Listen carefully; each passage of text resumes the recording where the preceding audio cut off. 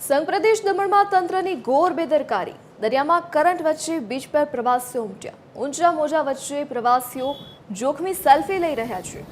Devka beach પર દરિયાનું રૌદ્ર સ્વરૂપ જોવા મળ્યું। નાના બાળકો સાથે પ્રવાસીઓ દેવકા બીચ પહોંચ્યા।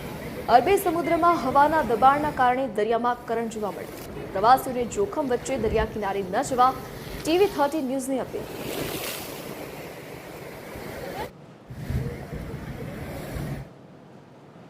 રાજ્યના પાડોશમાં આવેલા સંઘ પ્રદેશ દમણના દરિયામાં હાલ કરંટ જોવા મળી રહ્યો છે। દમણમાં દરિયામાં કરંટને કારણે તોતિંગ મોજા ઉછળી રહ્યા છે। મહત્વનું છે કે પર્યટન સ્થળ તરીકે જાણીતા દમણના દરિયાનો હાલ આહલાદક દ્રશ્યો સર્જાયા છે।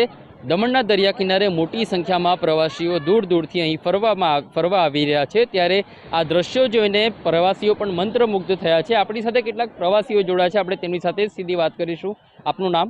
રાજુભાઈ।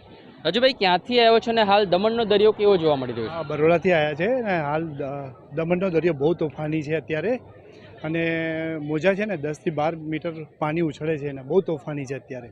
અને એનું જે એટમોસ્ફિયર ને વાતાવરણ છે ને ખૂબ સરસ છે અને બહુ સરસ છે અત્યારે જોવા જેવું। દમણમાં બહુ ખૂબ સરસ છે અત્યારે। આપનું નામ? વૈશાલી મિસ્ત્રી। વૈશાલીબેન, ક્યાંથી આવ્યો છો અને આવો દરિયો કોઈ દિવસ જોયો છે? ના, ક્યારેય જોયો નથી। 2-3 વખત આવ્યા છે, પણ આટલો તોફાની દરિયો મેં ક્યારેય નહીં જોયો। કેવી મજા આવી રહી છે? બહુ સરસ છે, વરસાદી માહોલ થઈ ગયો છે અને એટલા સરસ મોજા ઉછળે છે। આવું એન્જોયમેન્ટ અમે ક્યારેય નહીં કર્યું। ખૂબ જ મજા આવે છે।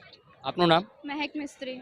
દમણના દરિયા કિનારે આવ્યો છો, કેવી મજા આવી રહી છે? અને ખાસ કરીને બરોડામાં હાલ કેવી ગરમી છે? બરોડામાં તો અત્યારે બહુ જ ગરમી છે, લાઈક હીટ વેવ્સ ચાલે છે અને અહીંયા એકદમ મસ્ત ઠંડુ વાતાવરણ છે, આગાહી છે, તો બહુ જ મજા આવે છે।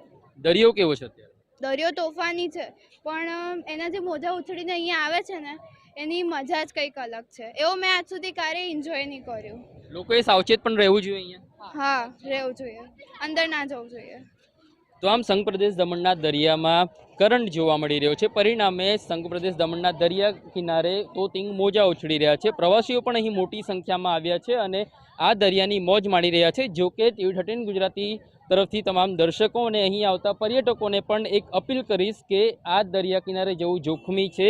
આવા દરિયા કિનારેથી લોકોએ સાવચેત રહીને સલામત અંતરે રહેવું જોઈએ। સાથે જ પ્રશાસને પણ અહીં યોગ્ય સુરક્ષા વ્યવસ્થા કરવી જોઈએ અને જે દમણના દરિયા કિનારે આવતા જે પર્યટકો છે તેમને સલામત સ્થળે રાખી એવી વ્યવસ્થા કરવી જોઈએ।